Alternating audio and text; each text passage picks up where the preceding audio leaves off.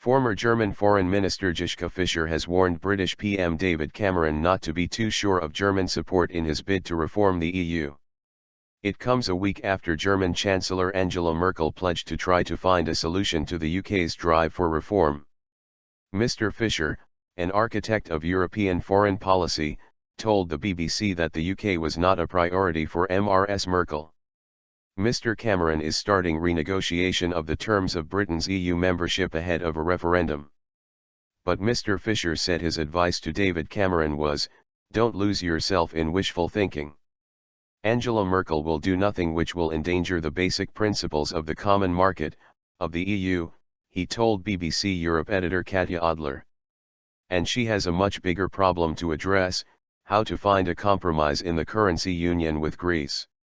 That's her priority number one now.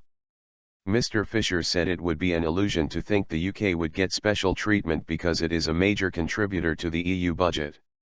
He added, "What will the UK be without the EU?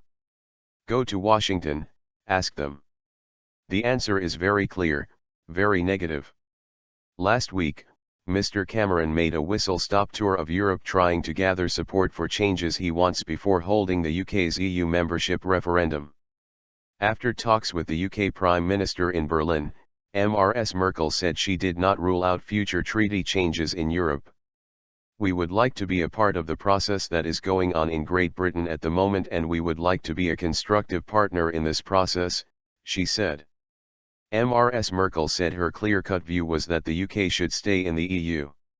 Mr Cameron has not set out in full detail the reforms he wants, but analysts say they will include tougher rules to prevent migrants claiming benefits.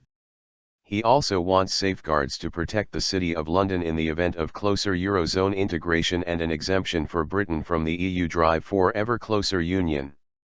The UK's in/out referendum will take place before the end of 2017.